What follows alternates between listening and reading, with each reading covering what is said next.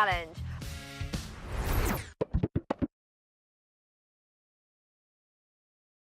Hey everyone, some important news has come in and we thought that you would want to hear about it. So let's join our friends at Newsround to tell us more. Sean and the gang are back for some madcap adventures. Who shall lamb for up and jump for joy? Because there's lots of mischief and plenty of mayhem to go round.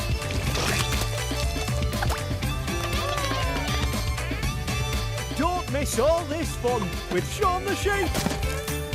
Tomorrow at 3:45 on CBBC and iPlayer.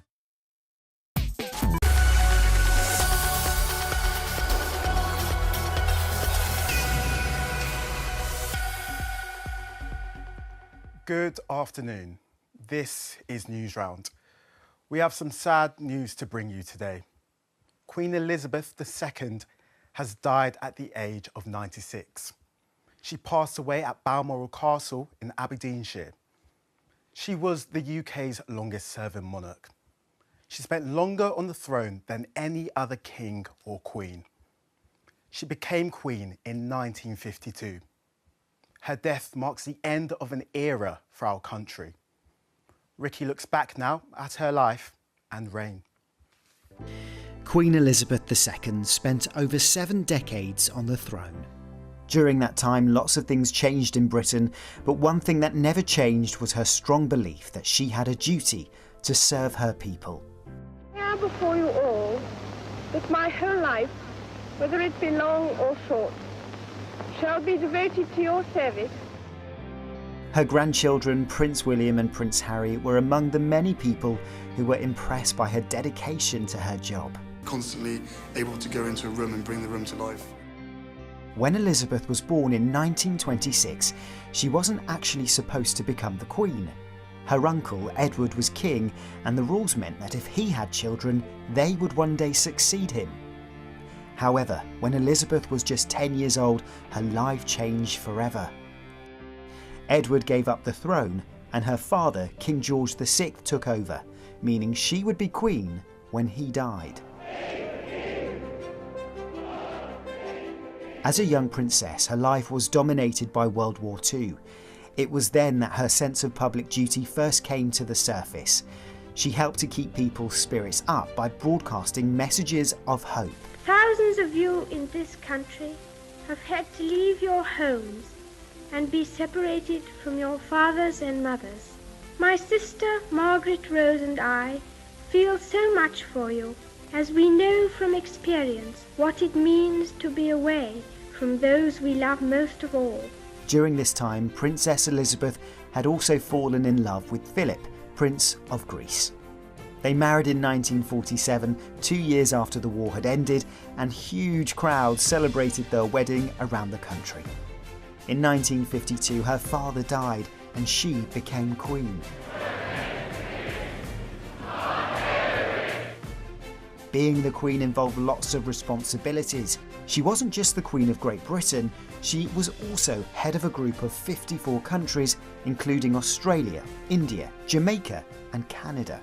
This group of countries is called the Commonwealth, and visiting them was a big part of her role.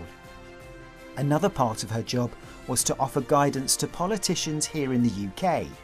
She met with the Prime Minister every week to be consulted on the biggest issues of the time. Her time as Queen wasn't always easy. One of the most difficult periods in her reign came in 1997 after the death of Princess Diana, who had been married to her son Prince Charles and was the mother of Princes William and Harry. Princess Diana had been very popular, and when she died there was an outpouring of sadness. Thousands of people left flowers and cards at the gates of Buckingham Palace in London. At the time, the Queen was in Scotland with Prince William and Harry. She decided the family should stay there and grieve in private, rather than making statements or going back to London where the crowds of people were. Many thought this showed that she didn't understand their feelings and that the Queen was out of touch with her people.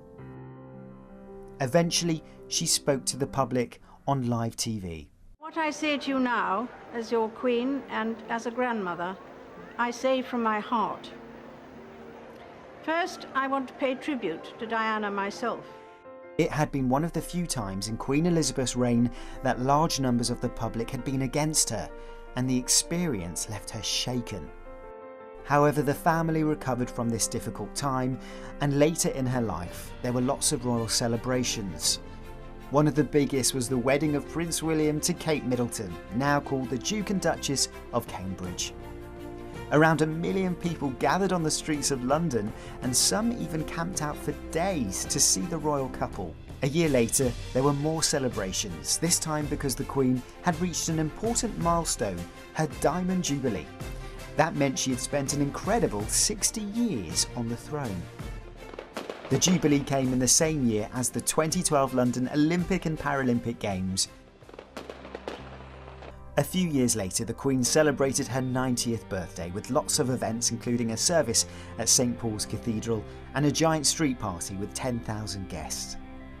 The monarch continued with her public duties and royal visits well into her 90s. The Queen encouraged the nation to keep going when the 2020 coronavirus pandemic hit the world. While we have faced challenges before, this one is different.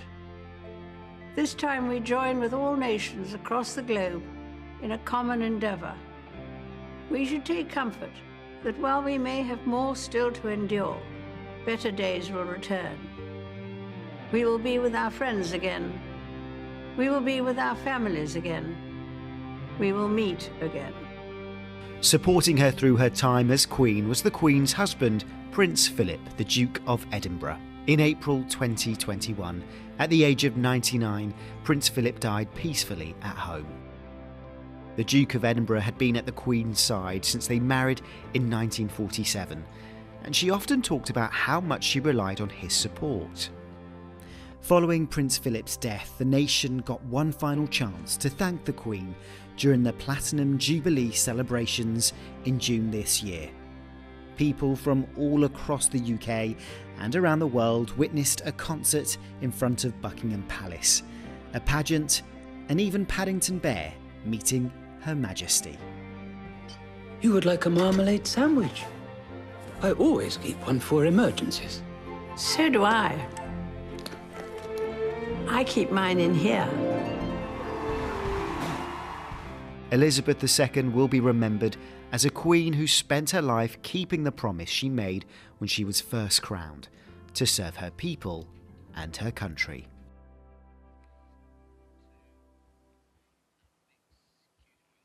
Queen Elizabeth II, who died today. We'll have more information on the Newsround website, and the Newsround Bulletin will be back tomorrow.